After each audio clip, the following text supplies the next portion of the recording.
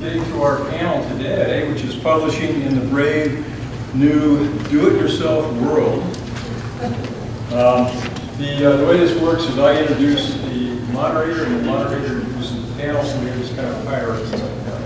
And I'm going to introduce to you John Rimal, who is publisher of Mountain Press here in Missoula. It's a regional press specializing in Western U.S. history, natural history, earth science, and ecology, as well as children's books. They also publish the popular Roadside Geology, one of my favorite books, Roadside History books, reprints of Will James, and other series. Mountain Press Publishing also partners with smaller publishers, sometimes individuals, to distribute their books. And John will serve as the moderator for the panel today. Thank you. I guess maybe what I'll do, since these are being, as I understand it, recorded, it would probably be good if we try to use the microphones. And also, we'll be taking a lot of questions from the audience, hopefully, so we'll either repeat your question, or if you want to come up and use the mic, that would be great.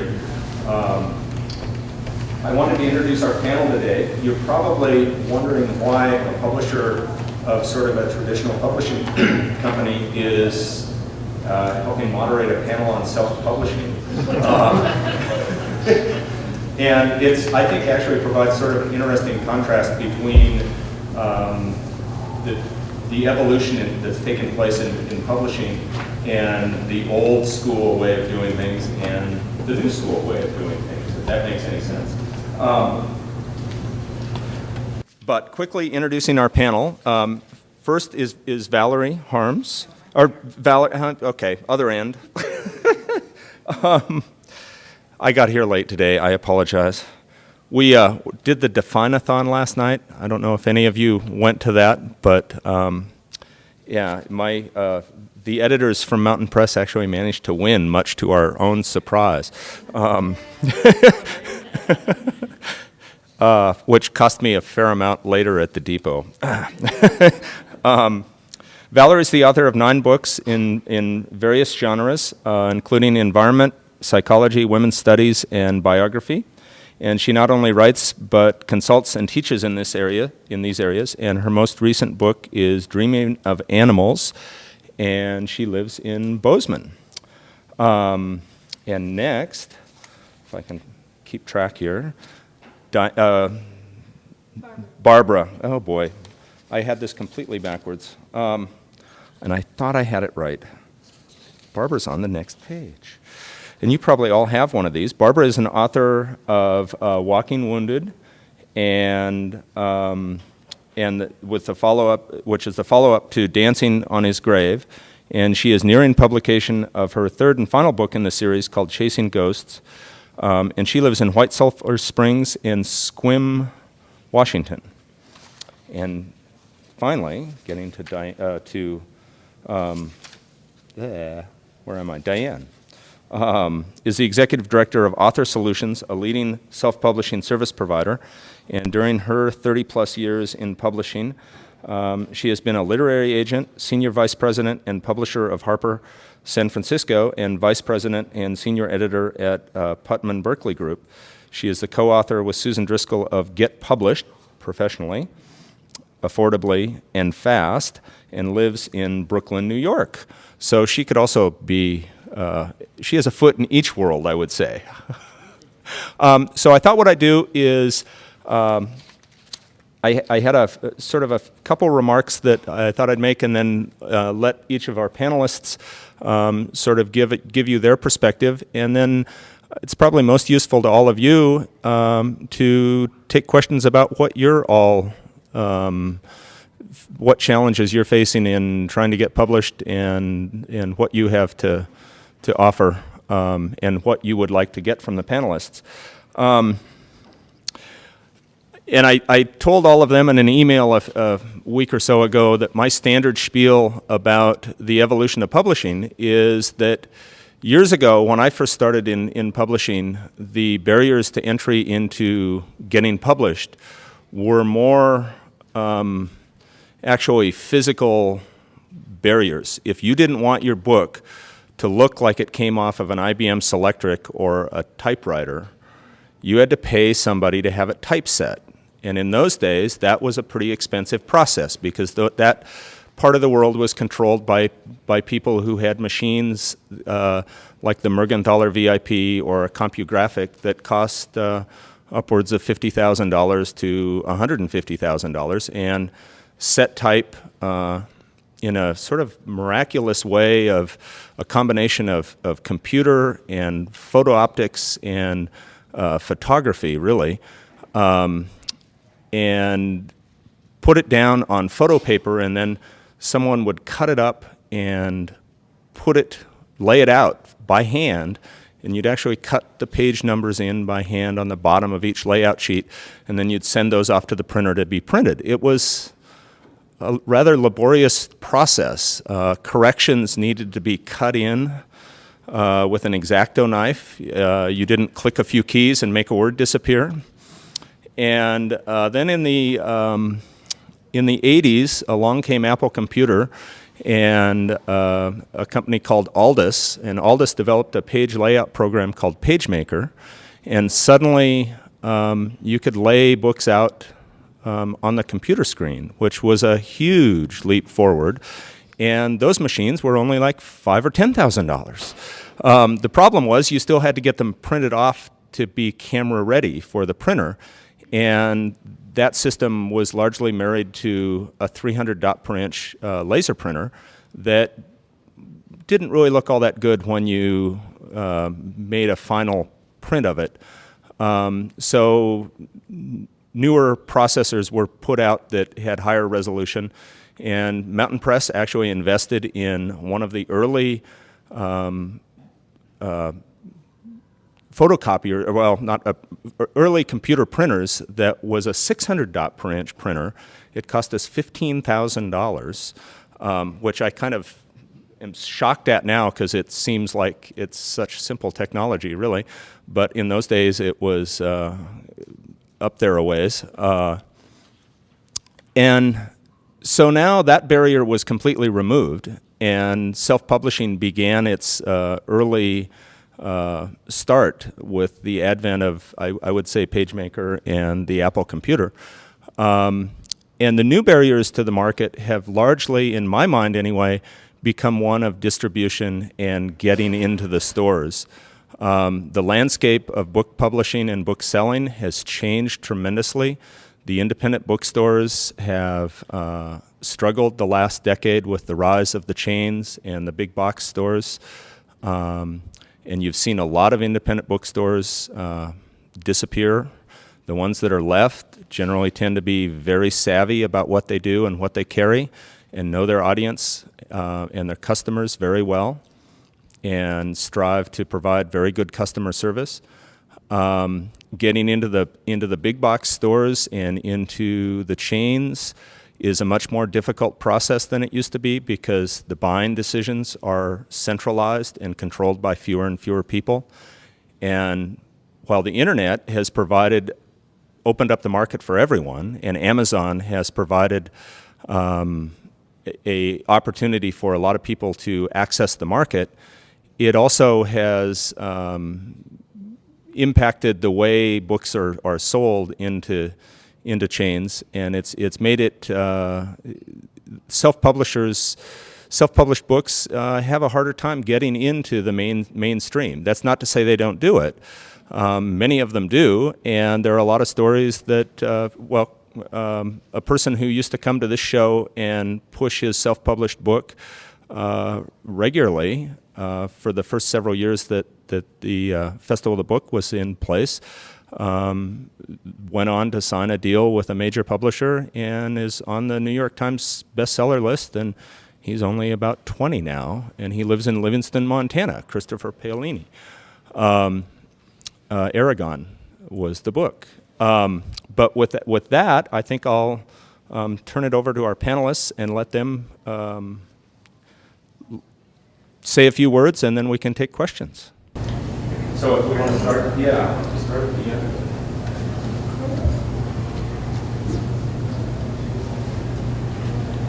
Okay, I'll try trust this works. Can you hear me? No, these aren't on. You have to put it on.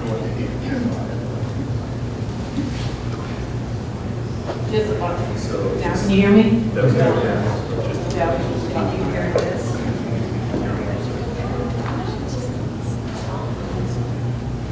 Can you hear this? Okay. All right. I'm Valerie Harms. My experience with self-publishing was back in the 70s. I started a small press with a friend because under the belief that the freedom of the press belongs to those who own the press, which used to be the slogan for newspapers. And we published about 10 books. Then my partner, moved to California, and I continued with it, but became more of a packager for other people.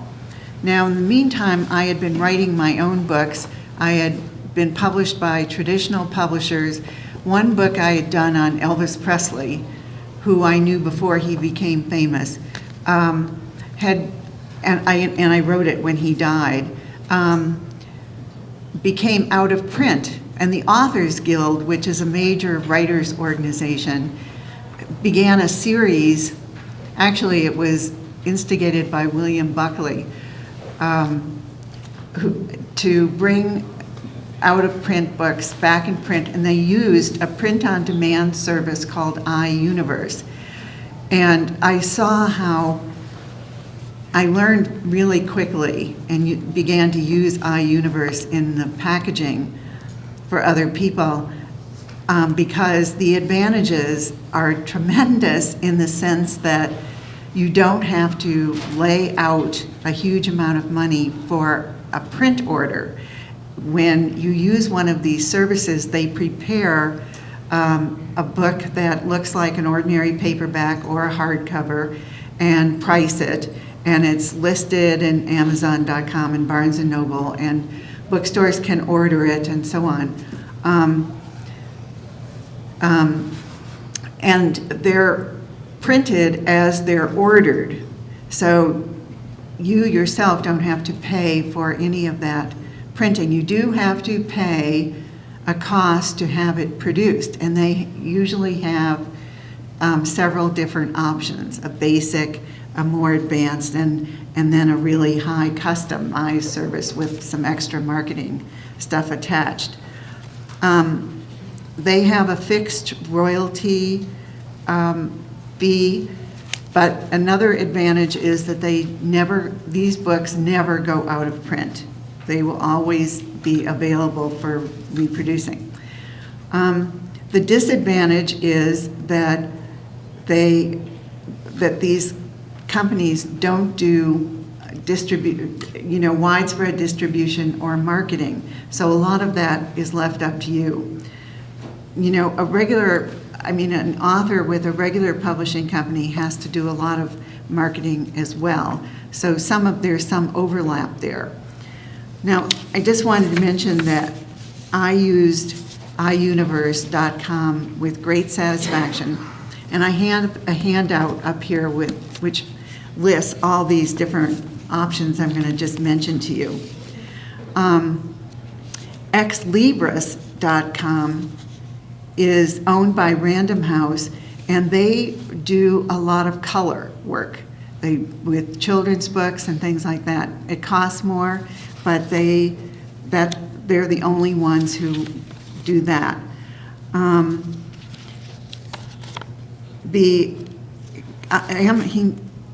John mentioned Amazon.com. They have a self-publishing option called Book Surge to also do the exact same thing. And then recently the e-books have been growing in popularity, and that's where you send in, you upload a document, and it is immediate. It can be very quickly reproduced as an e-book. Now, Amazon does this on their Kindle, so this is all a new thing with them. Do you know Kindle is their ebook reader.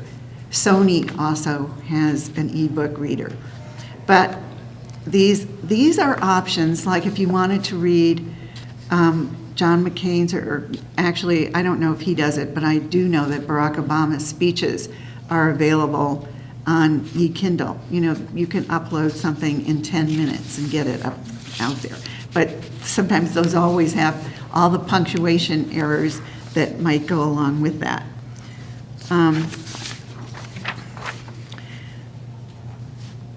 Let's see. There's, on this list, there's also lulu.com. I've had no experience with them, except I do know that they do music and calendars. So you might want to, if you want to investigate that. And I recently had seen in SkyWest magazine that they have a service for custom designed books and magazines for printers. So I bet that's costly. So that's my experience, and I'll be glad to answer questions. And when we come do a second round, I have all sorts of information that I'd like to mention about using the latest techniques in marketing. Out of curiosity, does anybody have a Kindle or a Sony ebook reader in the audience? One of the really interesting things about Amazon is they have said that they're selling lots and lots of the Kindle, but they refuse to release any numbers on how well it's doing. So there's been an awful lot of speculation as to how well it's really doing. I do. Who owns one either? I do have a good friend who has one. He lives in Alaska, and interestingly enough, it has a connection that is, you can download a book anywhere wirelessly through essentially sort of like a high-speed cell phone connection, which unfortunately for him does not work in Alaska and Montana. But you can still plug it in and download through the internet anywhere. So it's just the wireless alternative doesn't work well.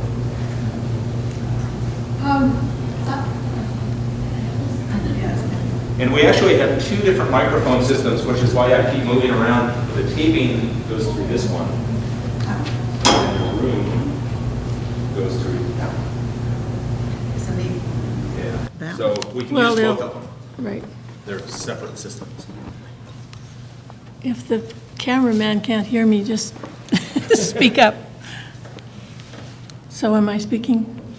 Oh, wow, this is really comfortable. Getting cozy here.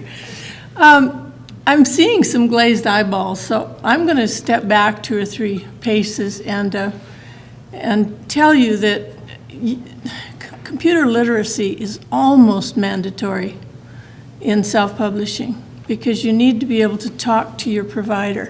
However, it's not absolute. There are chances for you to do even a handwritten yellow pad book and get it published, get it typeset and published under computer self-publishing, print on demand. You need to be willing to pay for that service. But for those of you who are just, went off as if we were speaking Greek to you, I apologize. But that I'm going to start at the very basic and then show you how you can build on this service depending on what you have in mind. And I don't want to insult anybody, but I see a lot of people here that might possibly be looking at memoir for their grandkids, and you would like to use this system. So I'll try to make this so that it's addressing your needs as well. I did happen to be fortunate enough to have 20 years of computer experience before I got into this, so it wasn't totally Greek. My situation is a little bit different probably than most people who make the decision for self-publishing. I worked for a couple of years with a writing coach, and in my typical multitasking attitude, at the time that I was working on writing the book, I was also thinking about the publishing. And I was total neophyte. I had no idea what was out there, but And when I got sick of writing, I'd go study what my opportunities were in the publishing part.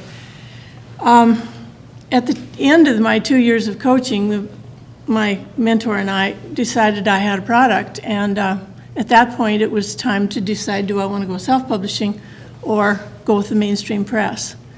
And she found an agent for me in New York who was very enthusiastic and was willing to take on the book. But my subject is a tough one, and after she made the rounds at about 16 of the largest publishers, still didn't have a book, or a buyer, I mean, for the manuscript. She was also preaching to me all this time about build a platform, get your book out there, build a platform. Well, I didn't have a book. I had a concept and a rough manuscript. And so I made the decision that I'll do both. I'll self-publish, and then if she finds a mainstream publisher, fine. And I asked her about that. Was I going to diminish my standing or my prestige by going with the self-publishing as if that was the last resort, which it was not? And she just emailed back and said, thanks for asking, but my goodness, go for it. She had no problem with this. And I mean, this shows, I think, how the stigma attached with the old-fashioned vanity press has diminished. Self-publishing and print-on-demand has no resemblance to the old vanity press where you hired a publisher to develop a book for you, and he gave you a garage full of copies, and you wrote him a check for $25,000, and you're on your own. I mean, that's kind of the way the vanity press worked, and it had the stigma of being the last resort. If you couldn't find anybody to publish it, you would you'd go that route. But there's no similarity between that and what we're talking about here. So I needed to build a platform, right? And so I did the self-publishing. Then I had a product. I had a book. And I could go out and talk about it and read from it and go to the peer groups, the ones that might be interested in this. And I chose, after I looked at all of them, or most of them, I would say the most popular ones, I chose to go with Trafford Publishing. And I do have iUniverse, and it's probably the most popular, I mean, I've got information on it here. It's probably the most popular publisher in the U.S. Trafford is located in Victoria, British Columbia.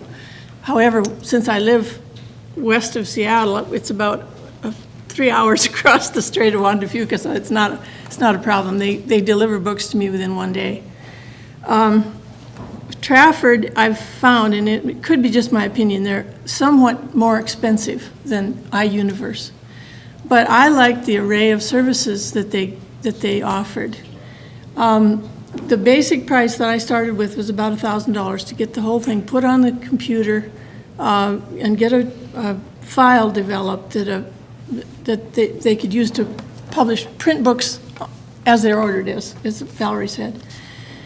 I also I could have chosen another $400 package to do all the layout for me, the cover design, the layout inside, but I'm kind of a control freak, and I wanted to learn, for one thing. I wanted to learn how this all worked and what my choices were.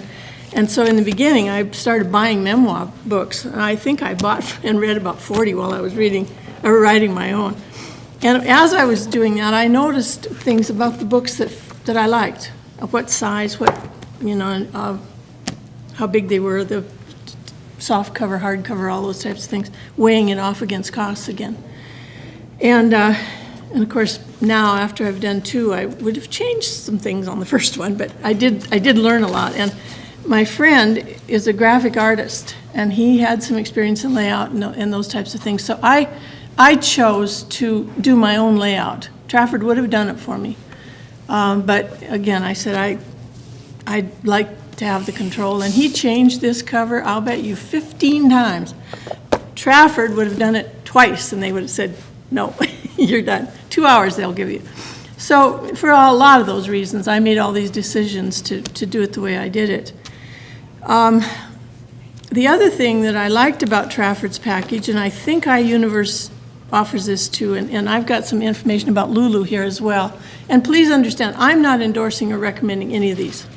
You really need to go through all this information and find out what suits what you want, how you want your book to look, and make all these decisions based on that. But I will tell you that basic for Trafford, the very least, if you want to publish a book of poems for your grandkids, is $400 or thereabouts. And then you add on all these other services, and you get up to about $2,500 if you want every single thing that they offer. So on top of that, they did websites for each one of my 2 books. This is printed off of the website. Once again, computer literacy really helps. They also send, bookmarks. I think I've got 300 bookmarks. However, the pictures and all were also done by my graphic artist friend. I took them out of my photo albums, and he scanned them on a real high-density scanner. Those are all items that you can that you get in this $400 package that I chose.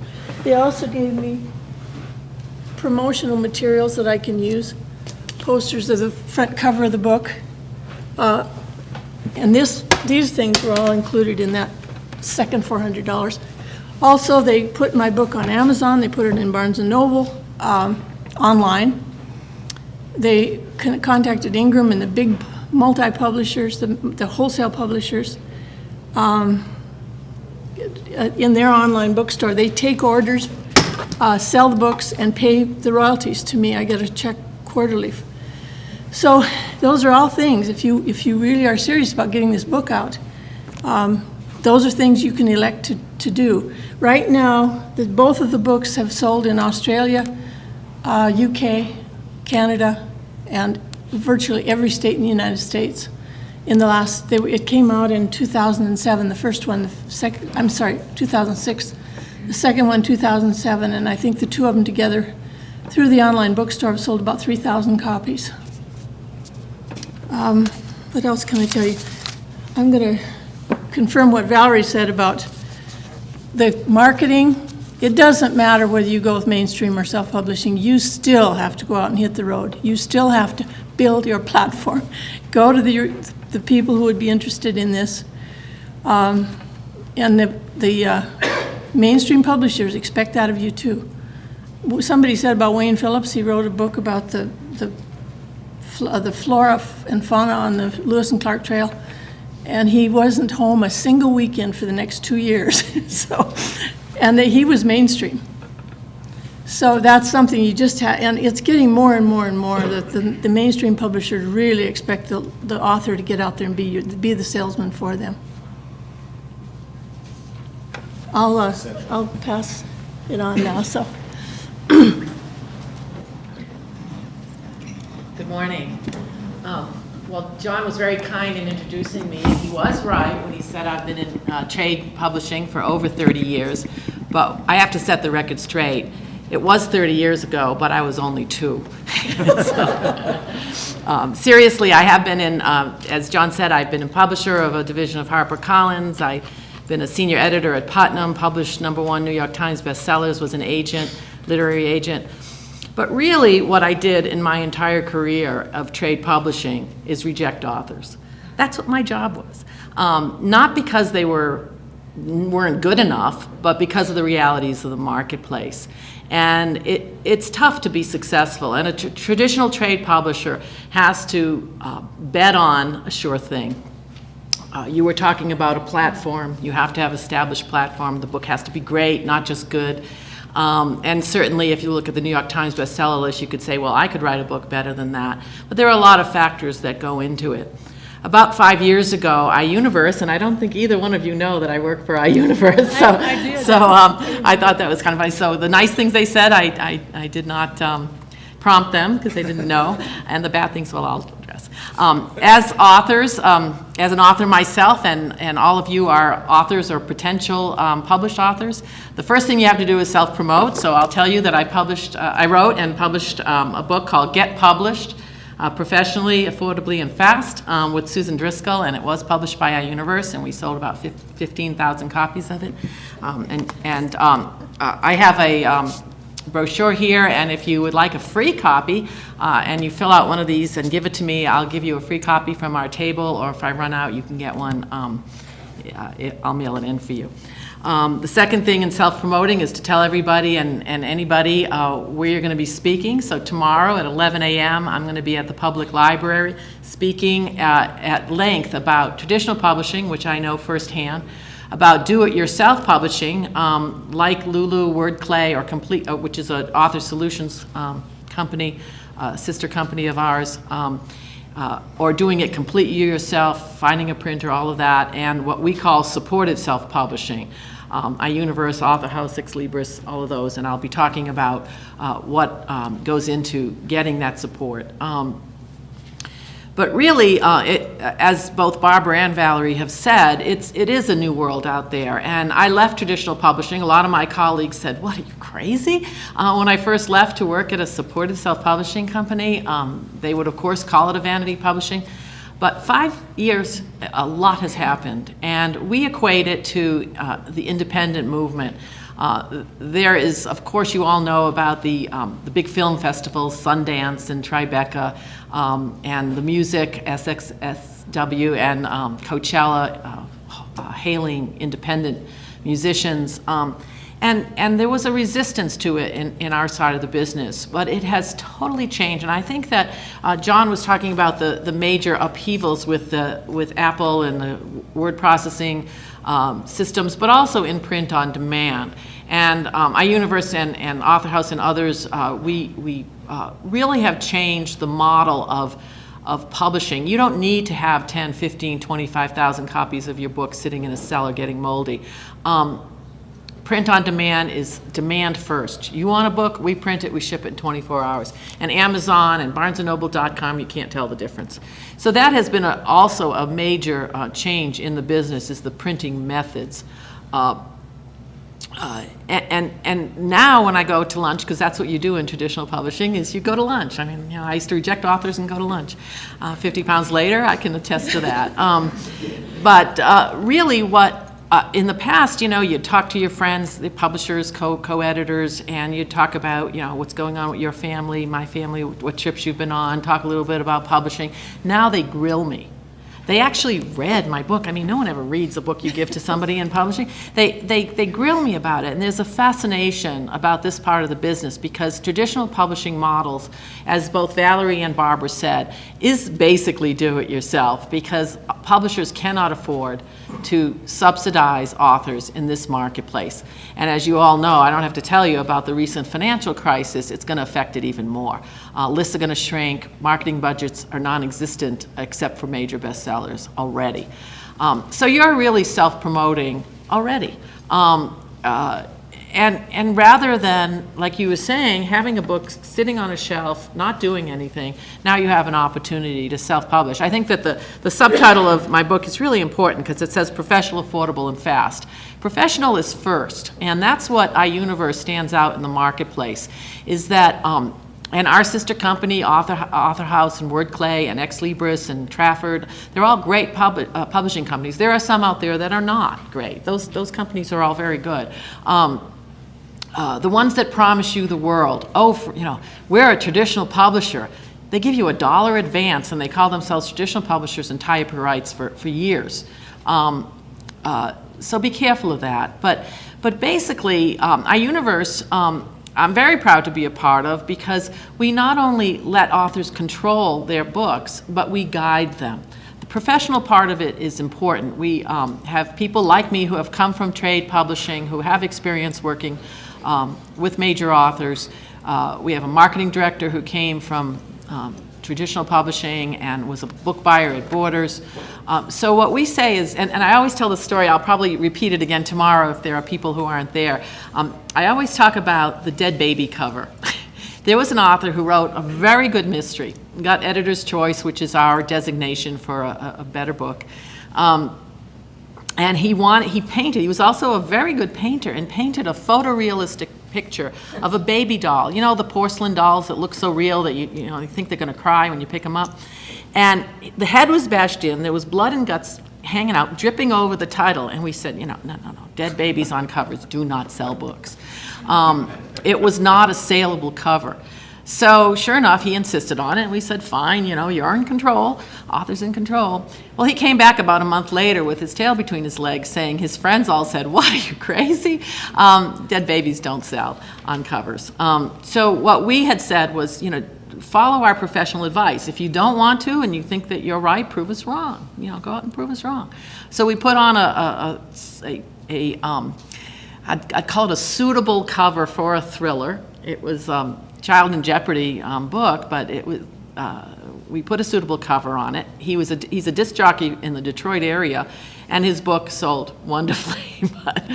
So really what we do is we guide you, and I'll talk more about that tomorrow. But I think that we've been talking long enough, and perhaps you have questions about how this works in the big picture, because I'm sure we can talk after about the details of the company.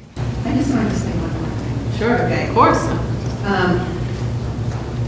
As Barbara might have said, you might not be interested in this at all, but I have found that, even though I'm not 20 and not totally into the digital world, that I have, in order to publicize and market my book, I have started, exploring Facebook, these social networks, Facebook, LinkedIn, which is a more professional networking company.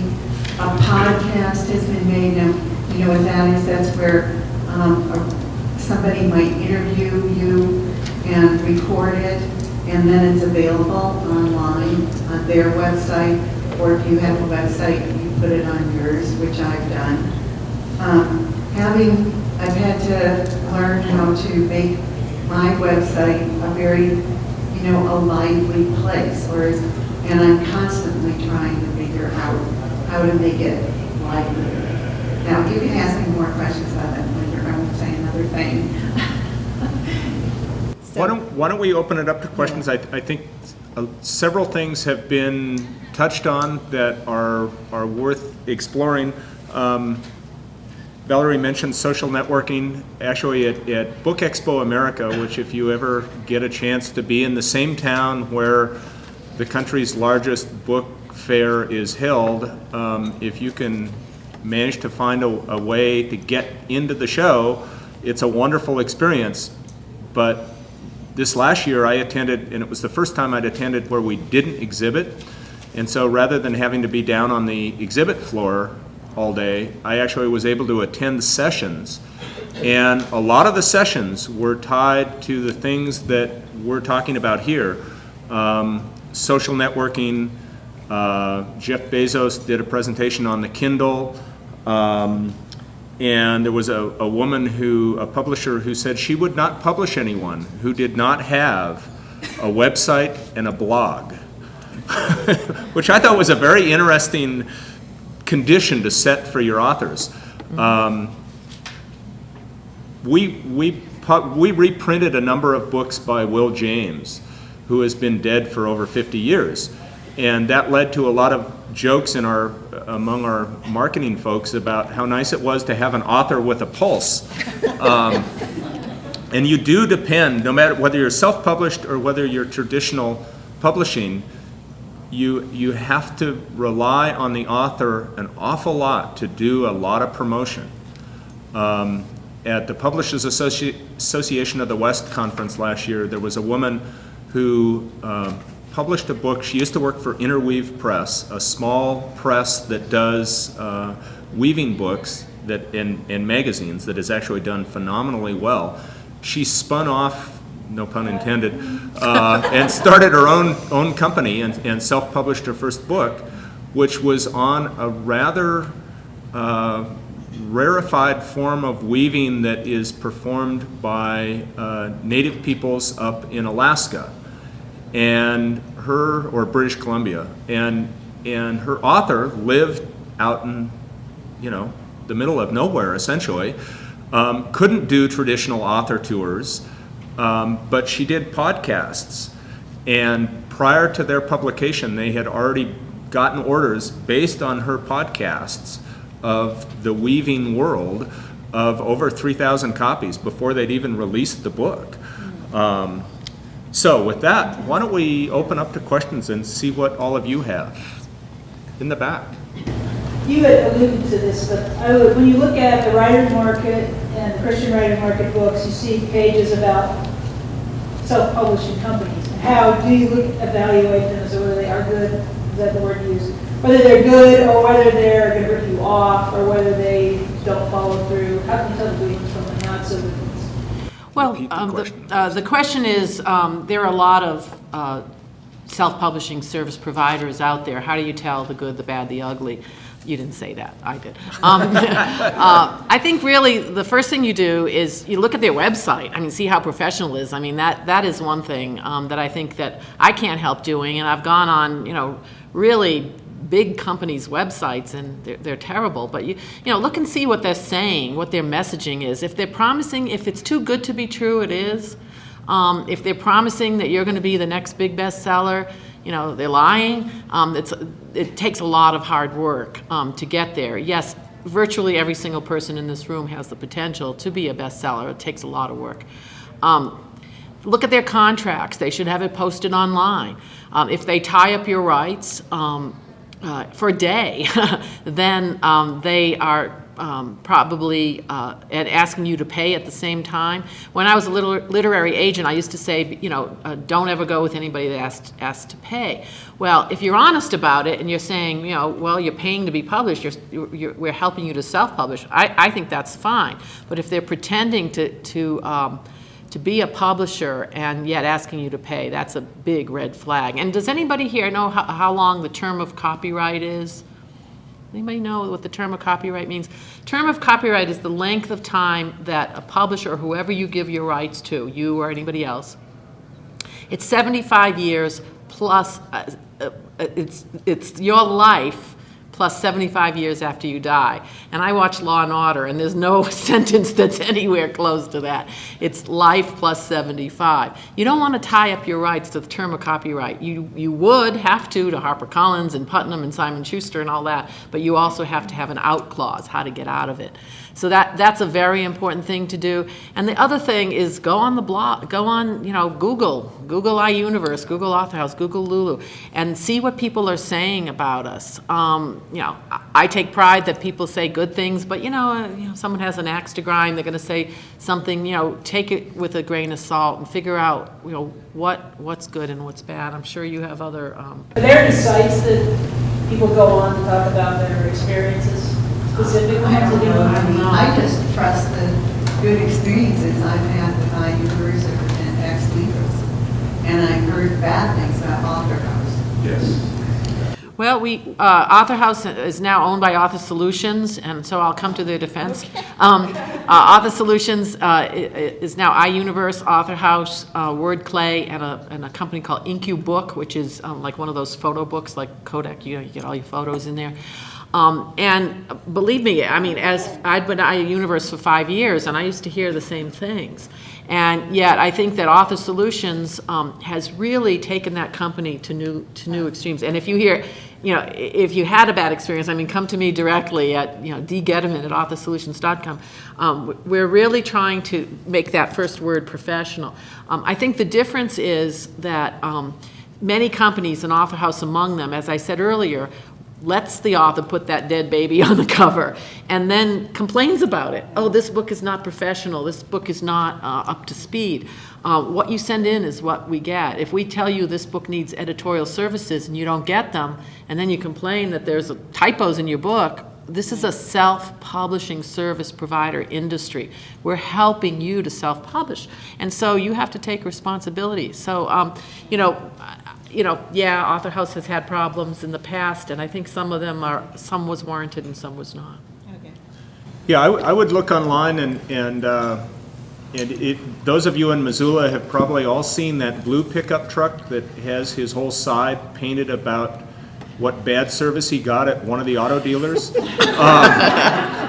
The internet is sort of that way for all of these people. They operate in an internet environment, and so if somebody's dissatisfied with the service they provide, they're probably going to start a website saying that they're dissatisfied with the service. And you can find it, I'm sure you can find it online, pros and cons. the thing to watch is there's also a lot of stuff available online that is not recent. So you might be sure to check the date, because the comments about Author House, they may be from, you know, back around 2003 and maybe aren't as current as they might be.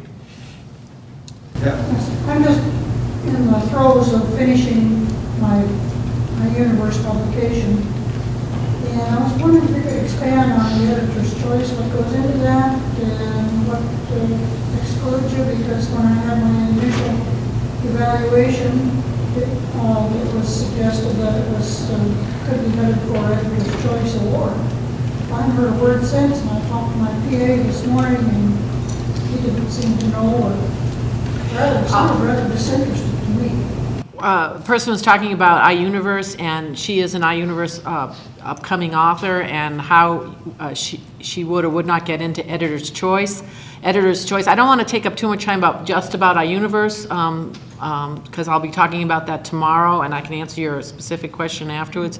But what she was saying is that she was told that there was a possibility that she could be Editor's Choice. About 10% of our books are, which is a small percentage because we really take it seriously. And basically what goes into it is whether, if we give you some guidance, and again, it's our opinion and we tell you, prove us wrong, is that if we say that, well, this book is fabulous, but it just needs some fixing up of typos, you got to fix it up. And you can buy your own editor, do it yourself, or come through us. So I don't know what stage you're in, and I'll get your name and I'll find out. But we take it very seriously, and we pride ourselves in that. Yeah. I'm also doing something with iUniverse, and I just want to share a little bit of my experience. Some of it hasn't been too good, but it's been upon my shoulders that it hasn't been too good. I bought your book about a year ago, maybe 2 years ago, and I'm studying it all the time. But even then, I really didn't quite understand what I was doing.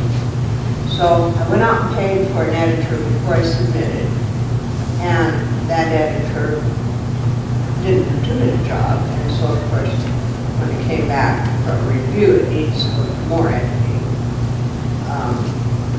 Didn't get editor's choice. But now, of course, if I want to edit again, I'm going to be putting 16 cents a word into this repeated editing. So that would be my first advice to anyone is don't go get your own editor unless you got some really good references or something. Yeah, references are really. Right. And the other thing, and this is kind of a ding, but because you're here, I'm going to ding.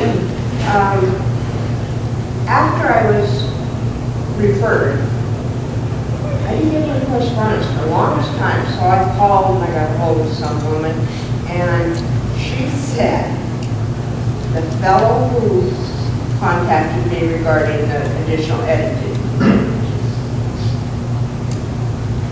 he contracted with outside people, and if I wasn't going to go with it, he wouldn't be as interested in dealing with me. I just think you should know that's going on over the phone. I certainly would, and I want to know his name.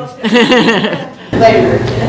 But my advice to people is to really study it before you get involved, so you can understand where you're going. Because I've had a number of surprises that when I went back and looked at your book were not surprises. I just didn't read it thoroughly enough.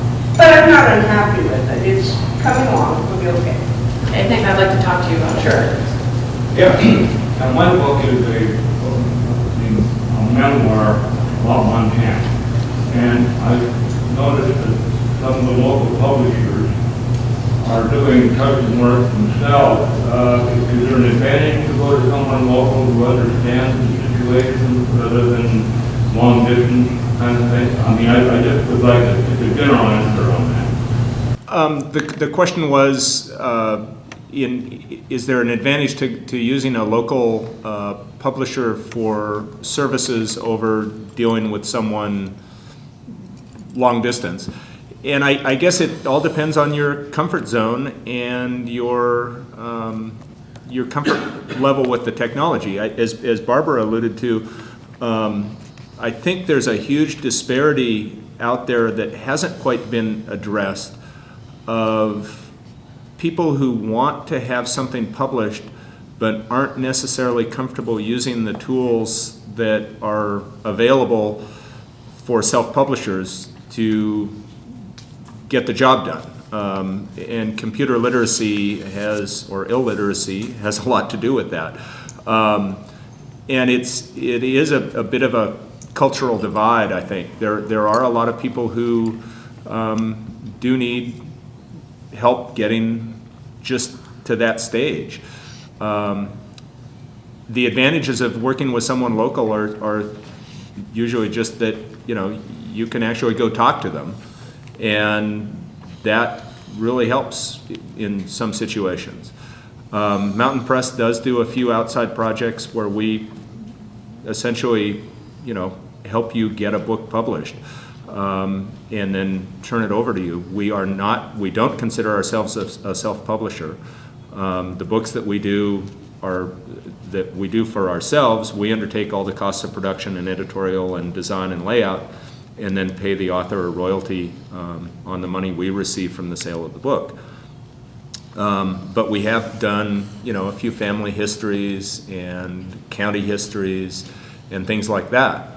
The other thing that's happened is there are a number of county historical societies that had a book done, say 10, 15 years ago, via traditional printing, and in some cases they've sort of been orphaned in that they may have a set of negatives and they have some books, but now everything's digital, and those aren't digital, and so all they have is a book. So they're looking at having those scanned and often reprints done via print on demand, which is a technology that has come a very long way in a very short period of time. The early print-on-demand books looked very much like they came off your local photocopier. Yeah, you can't tell the difference. And now they don't. And the resolution and the production values of a print-on-demand book is every bit as good as those from traditional offset. With the one exception, photos can be a little problematic at times, but. I was just going to add that it can be cheaper to use the print-on-demand services than a local printer. Right. And I help other people use these digital services. You can find somebody to help you. Yeah, we call it a buddy. You find a buddy. If you're not up to speed on it, and we really do need to contact you by email and electronic files and words that you might not know about, downloading, uploading, resolution of pictures and all of that, but you can find a buddy. Yeah.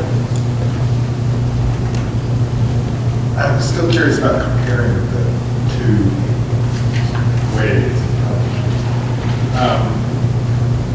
Are you paid for your marketing efforts by a traditional publisher? You have to fly someplace or drive someplace and stand up and do they contribute to that? And the other question is, kind of ties into that, is there any advantage with something like Ex Libris because of their connection to Random House? How many Ex Libris authors percolate to the top? It's two questions. One I can answer with knowledge and the other one not. The first question this gentleman asked is, when you're published by a traditional trade publisher, do they pay your marketing publicity expenses?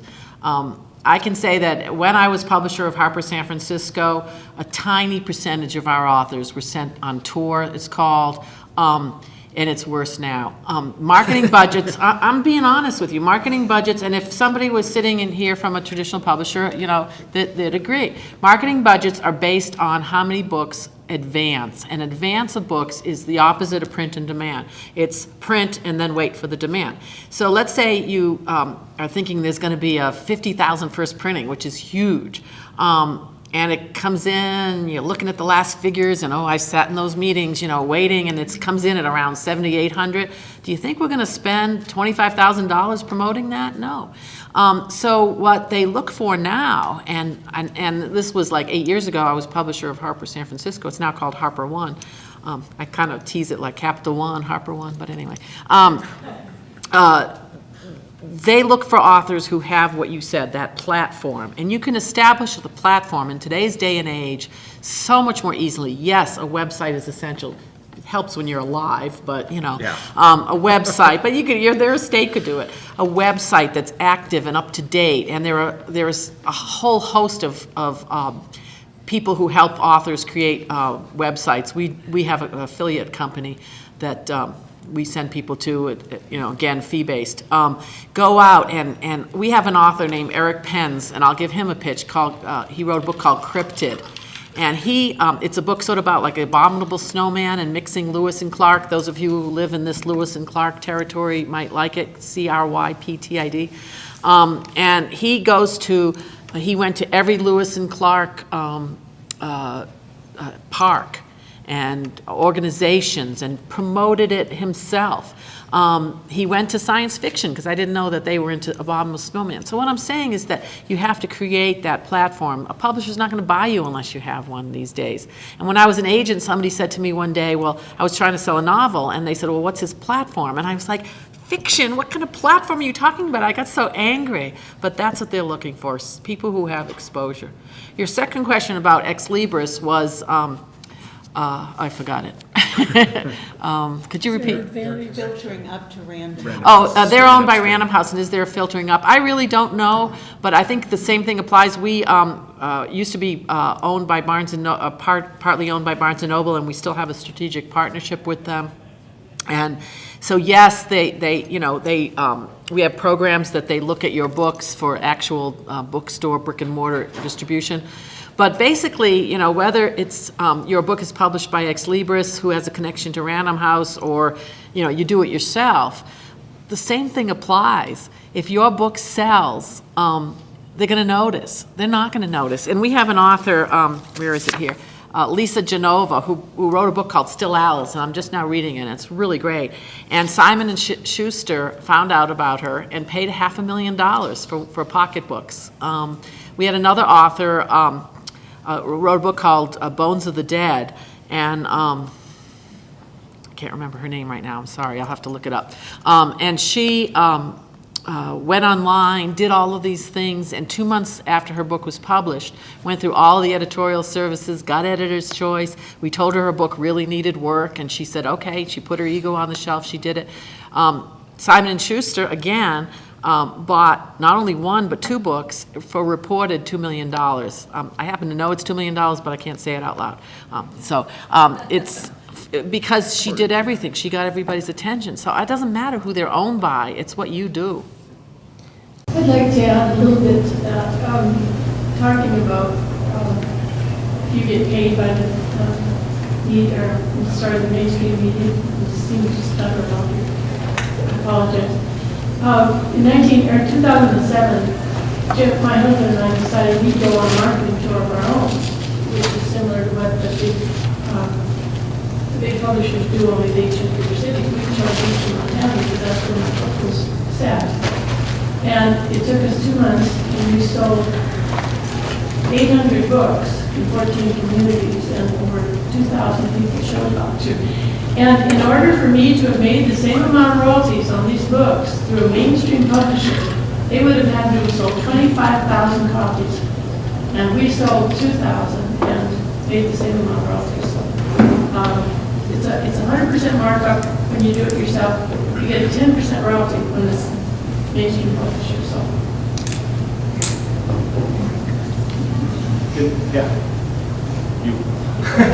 Can you address either the feasibility or the challenges of self-publishing a book that would entail full color illustration, photographs, and a key part of it? Yeah, I can. Actually, you were saying that Ex Libris does, Author House does too, and we have this thing called IncuBook that is also more for like photo collections. The problem with, and the quality now is really exceptional. I mean, you can look at this is just black and white. It depends on what you send in, you know, really, basically, you know, same thing with photo. The problem with it is that, and Lightning Source, which is our major printer, has really fine, you're talking about color? Oh, I'm sorry, I didn't repeat the question. She was asking about color photographs. The problem is that it's so expensive. You know, that's really the problem with it. Traditional publishers send their color printing abroad, a lot in Asia. So it's just expensive. The quality is great. I think now, you know, unless you're doing a fine arts book, you know, but even then, it's pretty good. It's just expensive. So you have to make that choice. The unit cost, you can do one-off color printing, but it is expensive. Mountain Press, when we do color runs, most of them are done in Hong Kong, although we do have several providers who are doing books stateside now. But for those print runs, to get it down to where we feel the price is acceptable in the market, we're doing at least 5,000. Yeah.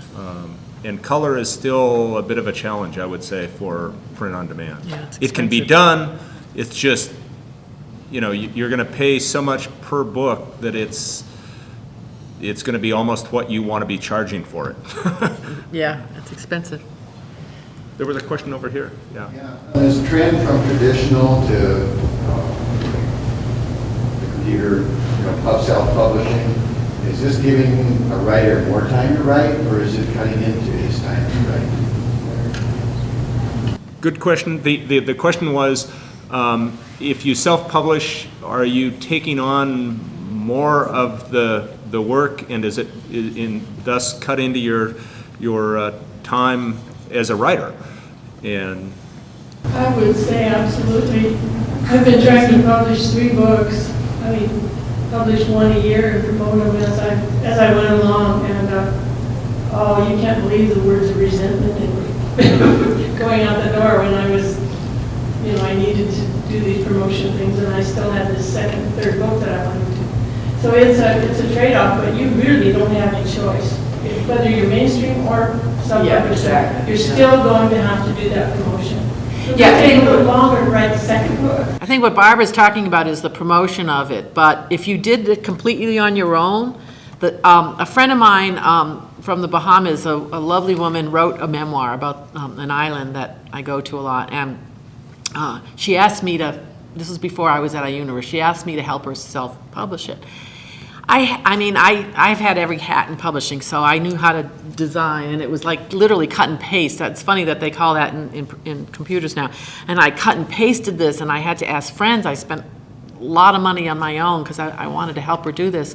It took me like about 9 months to get this done. She didn't realize the favor that she really asked me to do. It was incredibly difficult, which is what we say about, again, like about the supported self-publishers, is that we do it all for you in terms of the typesetting, the cover, you know, all of that, so that you can spend your time writing and promoting. The promoting takes a lot of time, but that's if you really want to make sure the book gets to the broadest market. You know, if you want to write and get a book for friends and family, then you don't really have to spend a lot of time in the production of the book. And I think that somebody talked about references before, and it is incredibly important to get references and check them. There's a lot of, you know, not so good people out there, both ethically and professionally, so it takes time. well, and compare prices too. Yeah, Because yeah, there's yeah. a huge range in what people charge for different services. Yes? I'm interested in hearing a little bit more about royalties and what the differences are in these self-publishing companies and traditional. And I'm especially interested in the area of inspirational books and memoir. The question was regarding royalties, traditional publishing versus self-publishing.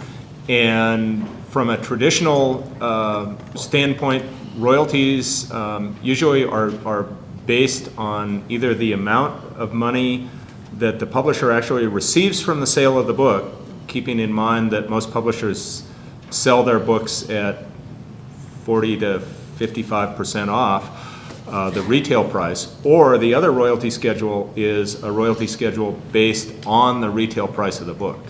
So obviously those percentages are lower. In the case of Mountain Press, we sell, all our contracts are on the amount of money we actually receive from the sale of the book, and it's usually in the neighborhood of 12%.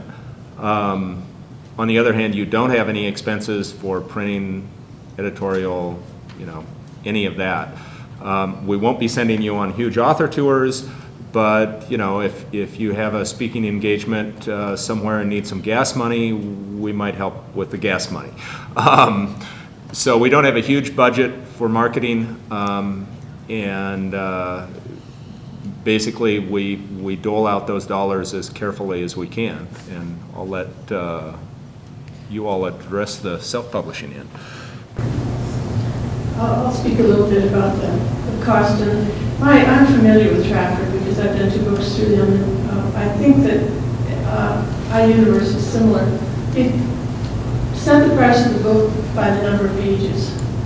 And interestingly, I changed from first book at 5.5 by 8.5 to 6 by 9, and I was able to get more pages because pages were bigger, so get more words. So that was how the price of the book was set. Once that's set, then they put it in their bookstores, and it allows for Ingram and the big publishers to take their cut. And when these books sell through the Trafford bookstore online, and it sells to Ingram or some of those big wholesalers, I make about 44 cents. If I go out and publish these myself, buy them from Trafford at a discount of 100 at a time, I get 100% markup. Or I can sell them for what I choose. When I go around and sell them myself, I can make a $6 profit on a book, and I'm still giving the buyer a bargain over what they pay through Amazon or Barnes & Noble or Trafford online. So I've told people, if my agent does find a mainstream publisher to purchase these books, they might have a really hard time convincing me that I should sell my rights, because it has worked out. I don't understand how you would get 100%. Because the book, when I buy the book myself with my author's discount from Trafford, I buy the book for $9.50. They've already placed the retail price on it at $21. So if I go out and sell it myself, there's no middleman, there's no cut. So it's 100% Markup of what she bought. Markup Yeah. of 100%. Yeah, It and we do doubles. the same thing. I Right. mean, we pay a royalty, traditional publishing pays a 7.5% royalty on a trade paperback on retail. We pay 15% to 20%, depending on what discount program you choose, of net, and we don't give 55% discount. So you actually make more on a royalty sold through the retail channels, like Amazon, Barnes & Noble, a bookstore if you're in a store. But what Barbara was saying is, for example, if you know you're going to be selling what they call back of room, let's say I was selling this book in the back of the room, I could buy, anywhere from 100, 500, I'd get 55%, over 1,000, I'd get 60%. So, and the retail price is set, so you can discount it, you can sell it for, making all that money without having to deal with the printing costs. So that's what she means by 100% markup, and you make it all. So you could make 40% rather than 7.5% through a traditional publisher. I was just going to add very quickly that one thing about contracts that I have known with either iUniverse or Ex Libris is that there's no negotiating. You accept their terms.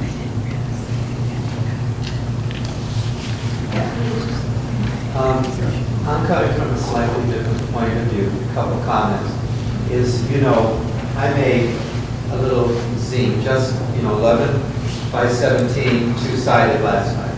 Took me 4 hours at Kinko's to do it. So when you talk about how much effort it comes into not only writing, I write poetry, writing the poetry, editing the poetry, sorting out the poetry, putting it together. You know, all of that is real work that people don't see. It goes before you do the book, whether it's print on demand or a traditional publisher. My problem, though, is that I would like to do chapbooks. And it dawned on me, it is far easier for me to go to Lulu, because that's the one I'm familiar with, have them publish it, and then my friends in Sweden, my friends in England, and my friends in New York can order it, and I don't have to send it to them. It saves me that effort, and that's where print on demand, it seems to be just very, very interesting to me. Somebody also mentioned about, you know, editing and buddies and not knowing. I'm part of writing.com, which means I'm connected to about a few thousand authors, but you know, I know 50 to 100 to 200 I've corresponded with, so I can ask them about Lulu. I can say, hey, look, I've got these 20 poems, which ones fly, which ones don't, and I get people's opinions, whether I like it or not. They're my editorial board, and I don't always like their opinions, and they will correct my errors at times. So I have a writing community. And I think that helps with some of the writers who are trying to do it totally on their own, become part of a writing community. And they will help you. They will know the answers to all of these questions. If you were part of my writing community, I'd be published. You know? Writing communities are really essential, and even if you don't do it on like a .com kind of thing, there's, especially in a literary aware community like Missoula, there's surely lots of writing communities. There are a couple different writers groups in Missoula. In fact, the Writers Co-op had a team in the Define-a-thon last night. But whether the community is online or local, it's essential to get that sort of feedback, and they really do help you find your way. Actually, the internet, through what has been labeled Web 2.0, has actually led to the development of some pretty interesting tools for the development of book projects. And you're probably all familiar perhaps with Wikipedia. There are people developing books that way now. They set up a website and say, we wanted to do a book on the roadside geology of Nevada. We might set up a website dedicated to that, and people who were interested in that topic might start submitting portions of chapters, and other people might comment on it and amend it, and you know, maybe by the time you're done, you have a publishable book from a wiki, as it's called. So that's sort of some of the stuff that's coming down the road. Make sure you got the rights to it, though, because sometimes I've seen some sites that will take a whole bunch of people's contributions, and then they make the money. So just be careful that you participate. Other questions? And I don't know how we're doing on time. Or when? 15 minutes over. Okay, so we're over. Any other questions, comments? Why don't we have wrap up? Okay. I was just going to say I have some things here on the book and the websites I mentioned, and a writer's course the correspondence writer's course that I've been involved in for years and years, and magazine I edit. Please help yourself. And there are also some handouts, black and white, on Lulu and some of the things about Trafford, and copies of the Trafford website they developed for each of my books. So feel free. And I'll remind you, tomorrow at 11 at the public library, I'm going to be going into detail with a slide presentation. And if you come to the table, which is on the other to the left of the book stand, and fill one of these out, I'll be happy to give you a free copy of this. Or if we run out, if you fill it out, I'll send it to the home office and they'll send you one. Thank you. And I would just like to thank our panel, Valerie, Barbara, and Diane, and also encourage you through this wonderful vehicle of the Festival of the Book to talk to each other and use the resources of the folks that we have that have come to the festival, some from as far away as New York, and you know, have a great festival, because there's a lot of tremendous resources here in this building today and tomorrow. So utilize those and don't be afraid to go up and talk to folks. One other thing I would throw out, a website to check out would be a group that used to be known as PMA, Publishers Marketing Association out of California. They changed their name this year to Independent Book Publishers Association, and they are a member organization of just that, independent publishers, a lot of them self-publishers, and they have a tremendous amount of resources to help you promote, publish, and market your own book, or help with actually taking it sort of the next step and becoming your own company. So they're worth checking out as well. Enjoy. Thank you. Thanks.